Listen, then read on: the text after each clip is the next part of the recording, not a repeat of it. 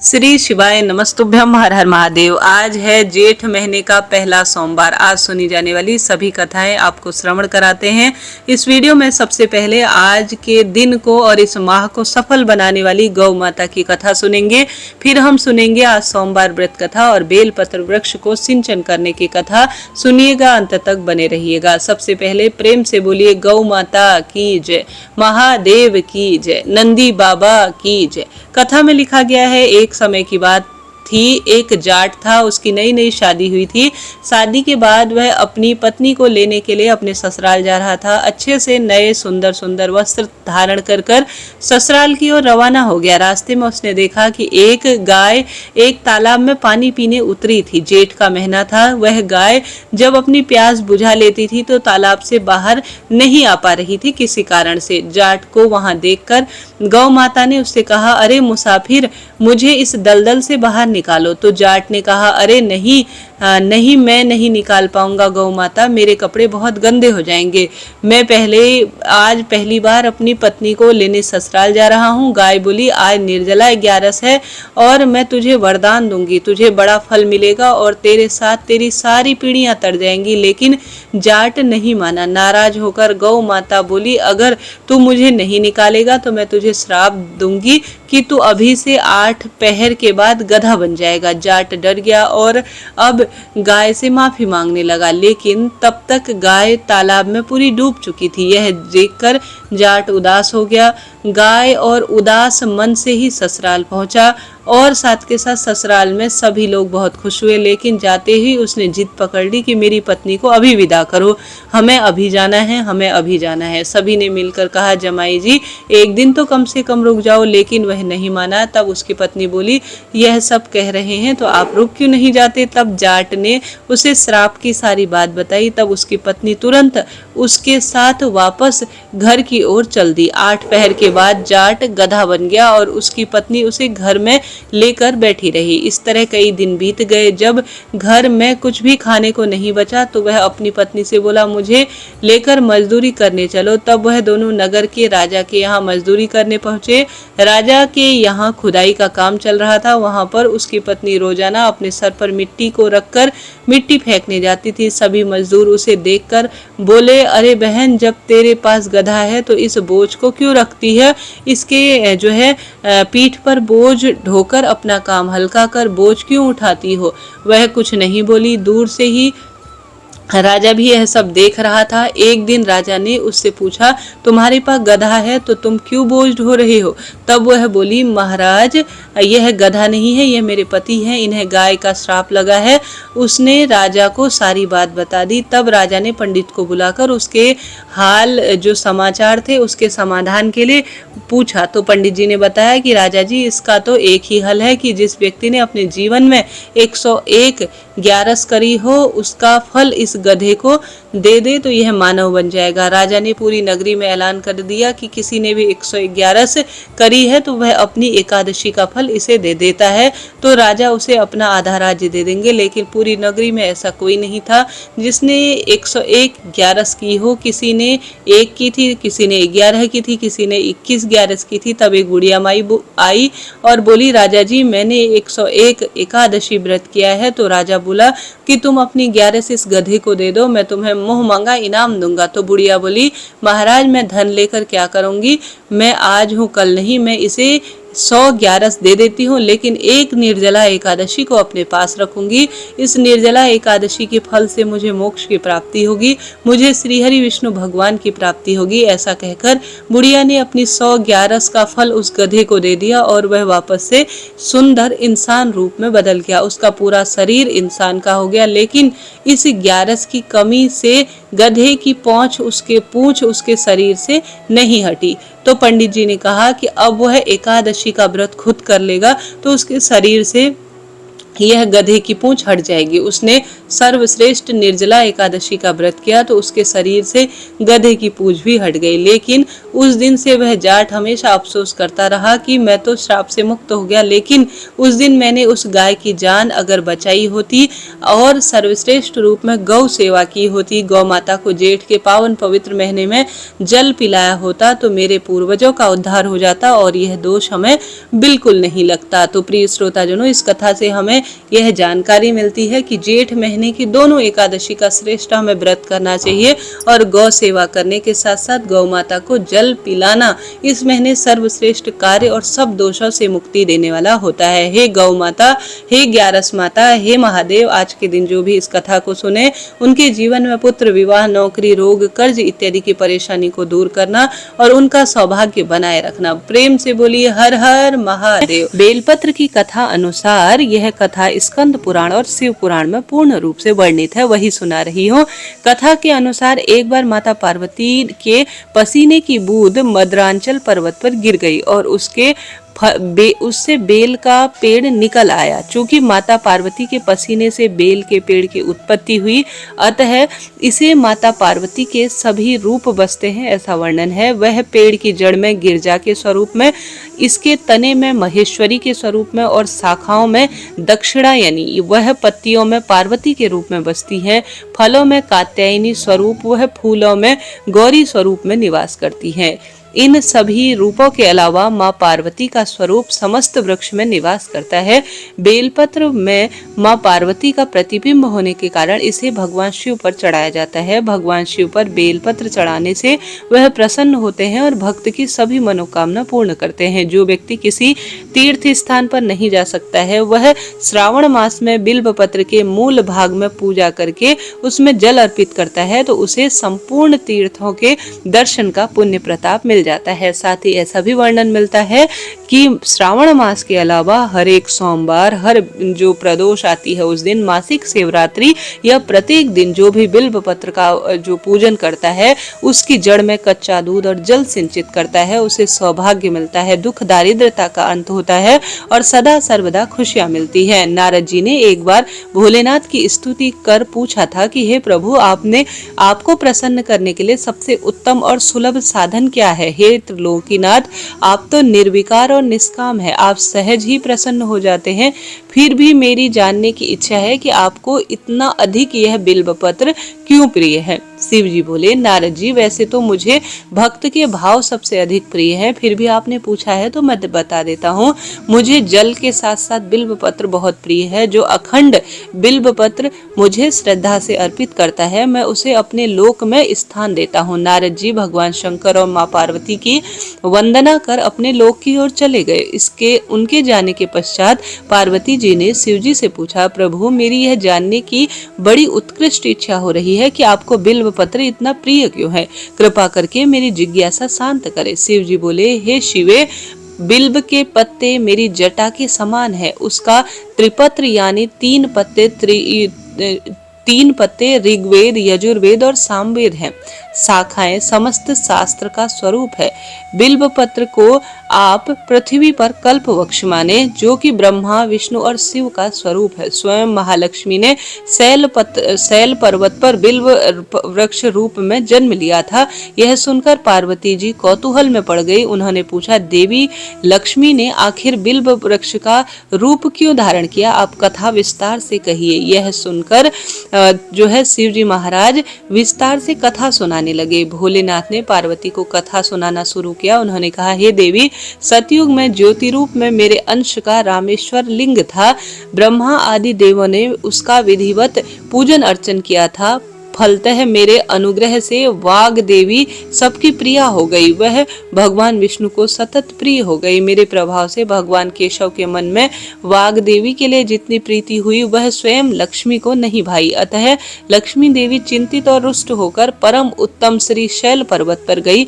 वहां उन्होंने मेरे लिंग विग्रह की उग्र तपस्या जो है प्रारंभ कर दी। हे परमेश्वरी, कुछ समय बाद महालक्ष्मी ने मेरे लिंग विग्रह को थोड़ा ऊर्ध्व के एक वृक्ष के रूप का धारण किया और अपने पत्र पुष्प द्वारा निरंतर मेरी पूजन करने लगी। इस तरह उन्होंने कोटि वर्ष अर्थात 1 करोड़ वर्ष तक आराधना की, अतः उन्हें मेरा अनुग्रह प्राप्त हुआ। महालक्ष्मी ने मांगा कि श्रीहरि के हृदय में मेरे प्रभाव से वाग देवी के लिए जो स्नेह हुआ है वह समाप्त हो जाए। शिव जी बोले, मैंने महालक्ष्मी को समझाया कि श्रीहरि के हृदय में आपके अतिरिक्त किसी और के लिए कोई स्थान प्रेम नहीं है, वाग देवी के प्रति तो सिर्फ उनकी श्रद्धा है। यह सुनकर लक्ष्मी प्रसन्न हो गई और पुनः भगवान विष्णु के हृदय में स्थापित होकर निरंतर उनके साथ विहार करने लगी। हे लक्ष्मी, हे पार्वती, महालक्ष्मी के हृदय में एक बड़ा विकार इस प्रकार दूर हुआ। इस कारण हरिप्रिया उसी वृक्ष रूपा में सर्वदा अतिशय भक्ति से भरकर यत्न पूर्वक मेरी पूजा करने लगी। बिल्व इस कारण भी मुझे अधिक प्रिय है और मैं बिल्व वृक्ष का आश्रय लेकर रखता हूँ। बिल्व वृक्ष को सदा सर्व तीर्थमय और सर्व देवमय मानना चाहिए, इसमें तनिक भी संदेह नहीं है।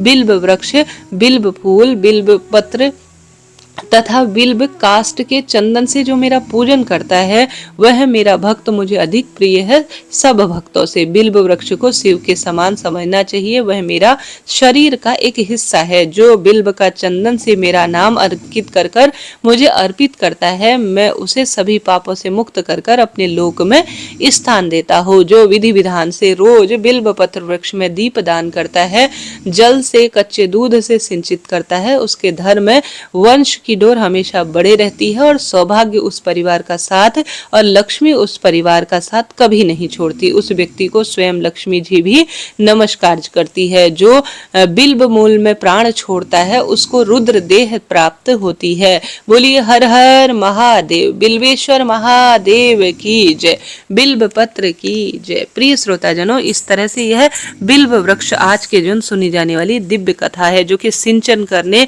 और दीप दान करने की महत्वता को दर्शाता है। आज भी आप दीप दान करें और बिल्व पत्र वृक्ष का पूजन करें। सोमवार व्रत कथा। श्री शिवाय नमस्तुभ्यम।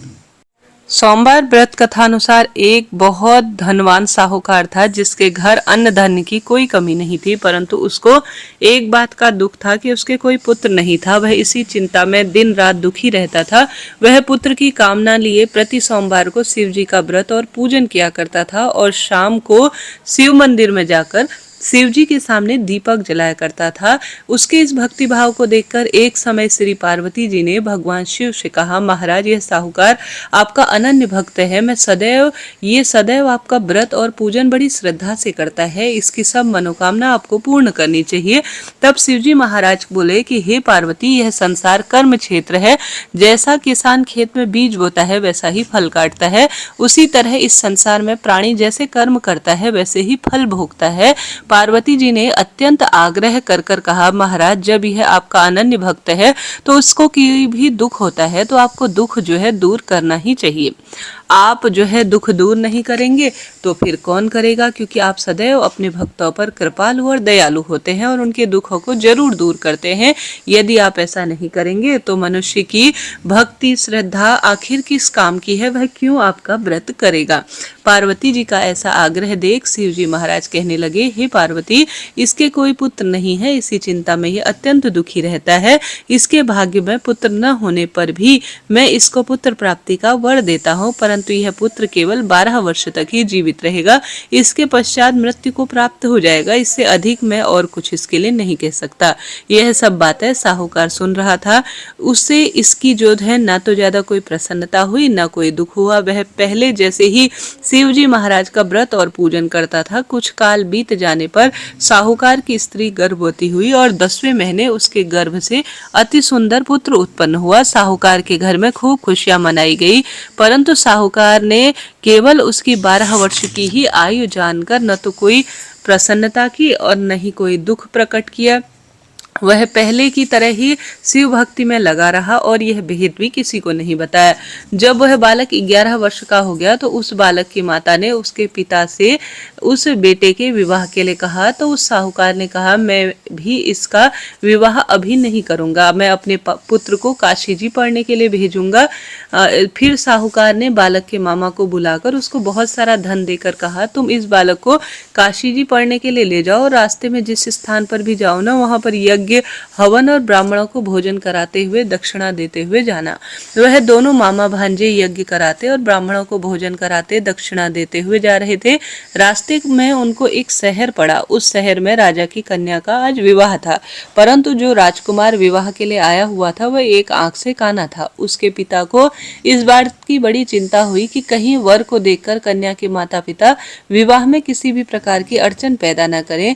इस कारण जब उसने अति सुंदर सेठ के लड़के को देखा तो उसके मन में विचार आया कि क्यों न द्वाराचार अर्थात जो द्वार पूजन होता है उस समय इस लड़के से वर के काम कर चला लिए जाए तो बहुत ही कल्याण हो जाएगा। ऐसा विचार कर वर के पिता ने उस लड़के और उसके मामा से बात की तो वे तैयार हो गए। फिर उस लड़के के वर के कपड़े पहनाकर उसे घोड़ी पर चढ़ा दिया गया और सब कार्य प्रसन्नता पूर्वक हो गया। फिर वर के पिता ने सोचा कि यदि विवाह कार्य भी इसी लड़के से करा लिया जाए तो क्या बुराई है। यह विचार कर लड़के और उसके मामा ने कहा, यदि आप फेरों का और कन्यादान का काम भी करा दे तो आपकी बड़ी कृपा होगी, मैं इसके बदले आपको बहुत सारा धन दूंगा। तो उन्होंने इस बात को स्वीकार भी कर लिया। विवाह कार्य भी बहुत अच्छी तरह से संपन्न हो गया, परंतु जिस समय लड़का जाने लगा तो उसे राजकुमार की चुनरी के पल्ले पर लिख दिया, तेरा विवाह तो मेरे साथ हुआ है, परंतु जिस राजकुमार के साथ तुमको ये भेजेंगे ना वो एक आंख से काना है, मैं तो काशी जी पढ़ने जा रहा हूँ। लड़के के जाने के पश्चात राजकुमारी ने जब अपनी चुनरी के पल्ले पर ऐसा लिखा हुआ पाया तो उसने काने राजकुमार के साथ जाने से मना कर दिया और कहा कि मेरा पति ये नहीं है, मेरा विवाह जिसके साथ रात्रि में हुआ है वह तो काशी जी पढ़ने गया है। राजकुमार के माता पिता ने अपनी कन्या को विदा नहीं किया और बारात खाली हाथ वापस चली गई। उधर सेठ का लड़का और उसका मामा काशी जी पहुंच गए। वहां जाकर उन्होंने यज्ञ करना और लड़के ने पढ़ना शुरू किया। जब लड़के की 12 वर्ष की आयु हो गई उस दिन उन्होंने यज्ञ रचा था। लड़के ने अपने मामा से कहा, मामा जी आज मेरी तबीयत कुछ ठीक नहीं है। मामा ने कहा, अंदर जाकर सो जाओ। लड़का अंदर जाकर सो गया और थोड़ी देर में उसके प्राण निकल गए। जब उसके मामा ने आकर देखा तो वह मृत पड़ा है तो उनको बड़ा दुख हुआ और उन्होंने सोचा कि अगर मैं अभी से रोना पीटना शुरू कर दूं तो यज्ञ हवन का कार्य अधूरा रह जाएगा। उसने संयोगवश संपूर्ण कार्य करे और संयोग ऐसा हुआ कि शिव पार्वती उसी समय वहां से जा रहे थे। जब उन्होंने जोर जोर से रोने की आवाज सुनी तो पार्वती जी कहने लगी, महाराज कोई दुखिया रो रहा है, इसके कष्ट को दूर करे। जब शिव पार्वती के ने पास जाकर देखा तो वहां एक लड़का मृत पड़ा हुआ है। पार्वती जी कहने लगी, महाराज ये तो उसी सेठ का लड़का है जो आपके वरदान से हुआ है। शिव जी कहने लगे, हे पार्वती इसकी आयु इतनी ही थी, यह भोग चुका। तब पार्वती जी ने कहा, हे महाराज ये बालक को और आयु दो, नहीं तो इसके माता पिता तड़प तड़प कर मर जाएंगे। पार्वती जी के बार बार आग्रह करने पर शिव जी ने उसको जीवन दान दे दिया और शिव जी महाराज की कृपा से लड़का जीवित हो उठा। शिव पार्वती कैलाश चले गए। शिक्षा पूर्ण होने पर वह लड़का और मामा उसी प्रकार यज्ञ करते और ब्राह्मणों को भोजन कराते तथा दक्षिणा देते हुए अपने घर की ओर चल पड़े। रास्ते में उसी शहर में आए जहाँ उस लड़के का विवाह हुआ। वहां पर उन्होंने आकर यज्ञ करना आरंभ किया। उसी समय लड़के के ससुर ने अर्थात उसके जो ससुर थे उसने उसे पहचान लिया, अपने महल में ले गए और खूब खातिरदारी की, साथ ही बहुत सारी दास दासी दान दहेज देकर लड़की और जमाई को विदा किया। जब वह शहर के निकट पहुंचे तो मामा ने कहा कि मैं पहले घर जाकर खबर देकर आता हूँ। जब उस लड़के का मामा घर पहुंचा तो लड़के के माता पिता घर की छत पर बैठे थे और उन्होंने प्रण ले रखा था कि यदि हमारा पुत्र सकुशल लौट आया तो हम राजी खुशी नीचे आ जाएंगे, नहीं तो छत से गिरकर अपने प्राण दे देंगे। इतने में उस लड़के के मामा ने आकर यह समाचार दिया कि आपका पुत्र आ गया है, तो उनको विश्वास नहीं हुआ। उसके मामा ने शपथ पूर्वक कहा कि आपका पुत्र अपनी पत्नी के साथ बहुत सारा धन लेकर आ रहा है। तो सेठ ने महादेव के जयकारे लगाते हुए बहुत आनंद के साथ बहू बेटे का स्वागत किया और प्रसन्नता से श्रेष्ठ रूप में महादेव की जय जयकार करने लगे। इसी प्रकार से जो सोमवार का व्रत धारण करता है, इस कथा को सुनता सुनाता है, पढ़ता है, उसकी सभी मनोकामना महादेव माँ पार्वती पूर्ण करते हैं, सदा सर्वदा खुशियां देते हैं और धन संपदा पुत्र पौत्र की हमेशा रक्षा करते हुए वरदान देते हैं। अंत में सदाशिव लोक में उस व्यक्ति को प्राप्ति होती है, अर्थात शिव लोक उसे मिलता है, ऐसा शास्त्रों में वर्णित है। बोलिए हर हर महादेव। शिव जी महाराज की आरती। ओम जय शिव ओमकारा, प्रभु हर शिव ओमकारा, ब्रह्मा विष्णु सदा शिव अर्धांगी धारा। ओम जय शिव ओमकारा। एकानन चतुरानन पंचानन राजे भोले पंचानन राजे। हंसासन गरुड़ासन वृषवाहन साजे। ओम जय शिव ओमकारा। दो भुज चार चतुर्भुज दस भुज अति सोहे भोले दस भुज अति सोहे। तीनों रूप निरखता त्रिभुवन जन मोहे। ओम जय शिव ओमकारा। अक्षमाला वनमाला मुंडमाला धारी भोले मुंडमाला धारी। चंदन मृग मद सोहे भोले शुभकारी। ओम जय शिव ओमकारा। श्वेतांबर पीतांबर बाघांबर अंगे भोले बाघांबर अंगे। सनकादिक ब्रह्मादिक भूतादिक संगे। ओम जय शिव ओमकारा। कर में श्रेष्ठ कमंडल चक्र त्रिशूल धरता भोले चक्र त्रिशूल धरता। जग करता जग भरता जग पालन करता। ओम जय शिव ओमकारा। ब्रह्मा विष्णु सदा शिव जानत अविवेका भोले जानत अविवेका। प्रणवाक्षर के मध्य ये तीनों एका। ओम जय शिव ओमकारा। त्रिगुण स्वामी जी की आरती जो कोई नर गावे प्रभु प्रेम सहित गावे। कहत शिवानंद स्वामी मनवांछित फल पावे। ओम जय शिव ओमकारा। जय जय शिव ओमकारा। बोलिए हर हर महादेव। प्रिय श्रोताजनों, मेहनत लगती है जी। अगर आप सभी के लिए यह कथा कहानियां रोचक रहती हैं तो सब्सक्राइब करें। मैं इसी समय आप सभी को नित्य नियम की कथाएं आप सुने और अंत तक बने रहें। आपका धन्यवाद। चैनल को सब्सक्राइब करें। चैनल से जुड़े, रोज इसी समय श्रेष्ठ बात बताती हूँ। राधे राधे।